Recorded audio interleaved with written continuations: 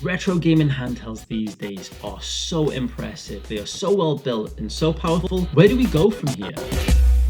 If we go back to 2020, when I first got my hands on an Anbernic RG351P, retro gaming handhelds were this fun, niche area of gaming that provided the opportunity to play some PS1 games in the palm of your hand. Pretty inexpensive, relatively unheard of, nice and cheap devices that you could just pick up for a bit of fun, not worry if you dropped it on the floor, and when you told most of your mates about them, they'd never heard of them before. Fast forward to now, and retro gaming handhelds range from the same cheap and fun quirky devices all the way up to £1,000 devices with dual screens that boost insane amounts of power. Some of them looking only like the types of devices you'd see some rich businessman on a train using. Not something you'd see some kid just having some fun with, or someone just trying to chase that retro gaming nostalgia. And along that journey, these retro gaming handhelds started off, like I said, as some unheard of quirky fun idea to becoming a little bit ridiculous and bordering on electronic waste to now ushering in the new era of handheld gaming. And for me, what I class as the golden era of handheld gaming. Go back 5 years ago and Sony had completely put handheld gaming to bed. They were never going to consider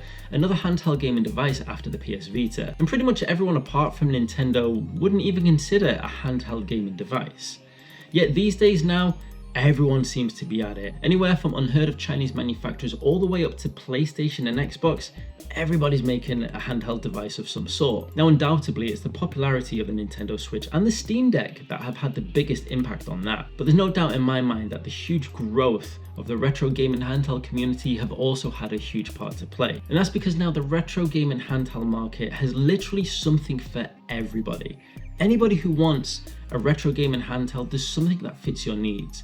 From flip consoles to cheap and quirky Game Boy clones to unique vertical screen DS emulators, and like I say, all the way up to really premium powerful devices. And there's one thing that can be certainly said about the top tier of retro gaming handhelds, is that they are made with great quality. The type of quality that makes the Nintendo Switch 2 and even the likes of the Xbox Ali ROG feel a little bit plasticky in comparison. Now I absolutely love the direction that retro gaming handheld has gone in. And I love that we're getting so many options and so many great devices that are coming out. But it does feel a little bit overwhelming. It does feel more like now you're trying to pick between which mobile phone you want to get as opposed to which gaming console you want to pick. Over the years, when it's come to gaming hardware, there's always been a pretty small selection of devices to pick from, and unless you were a fanboy, you usually went in the direction of the games you wanted to play. Mobile phones in the late 2000s suddenly became incredibly difficult to pick from, especially if you're not somebody that's just going to go down the iPhone route. If you're going down the Android route, the vast amount of options makes it so difficult just trying to go through all the different functionalities, the features, the benefits of every single device, that no matter how much time you spend picking, it almost always feels like you're making the wrong choice because there might be something better out there. And I feel like retro gaming handhelds are heading in that direction a little bit. And what adds to that complexity is that there consistently seems to be more power being put into these devices, but with that, the price increases as well. And now, it's no longer the situation where there's just some of these top tier devices that are asking for £1,000 for a niche group of people that want the best and most premium device. You can see the bottom end of the cost for certain manufacturers increasing as well. I'm specifically talking about the likes of Retroid Pocket. Retroid devices started off really quite cheap in comparison to where they are now, and bit by bit with every device that's released, that price has slowly increased up now, where I think you have to consider Retroid devices mid to high tier. Whereas in the past, I would have considered them a pretty decent budget to mid-range, which was going to give you some decent power. And what we find now is the likes of Anbernic, Retroid, AYN all cement themselves as kind of like the powerhouses of these retro gaming handheld markets. You see lots of smaller manufacturers struggling to stand out and therefore going down more gimmicky routes to make themselves more appealing in comparison. And sometimes it works, but sometimes it doesn't. And honestly, the whole thing is just pretty hard to keep up with. And that's from somebody who spends a lot of time looking at these devices, playing these devices, and trying to keep on the edge of what's coming out. And although I get access to so many of these devices, I'm quickly forgetting most of them apart from a couple and always wondering what's coming out next.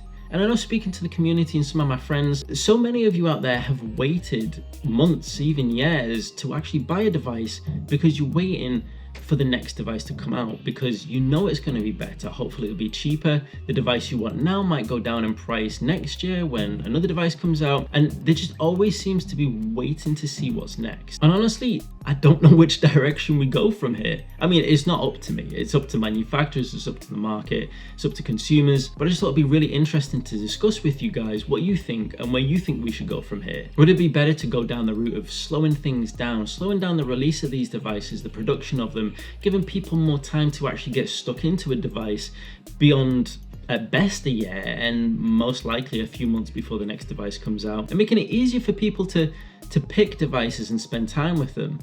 But then that could be boring. It could take away from the ingenuity and the push of excellence in trying to get more power out of these devices. Should we just carry on? Although it's getting a bit manic, it is kind of fun. Always fun seeing what's coming out next. Like I say, it feels like a golden era of handheld gaming. But the problem with that is it feels like the cost of things is just pushing up and up and up, and things are getting more expensive, and the cheaper devices are just feeling maybe at times a bit tackier because they're being dealt with by the smaller manufacturers these days. I'm somewhere in the middle. I'd like more time to just enjoy a device before the next one comes out. I feel like I've barely had any time with my Retroid Pocket 5, and the Retroid Pocket 6 is already around the corner. But at the same time, I get so excited when I see these devices come out, especially the quirky ones, the vertical devices. I love all the flip consoles that are coming out now, and now we're getting dual screens finally.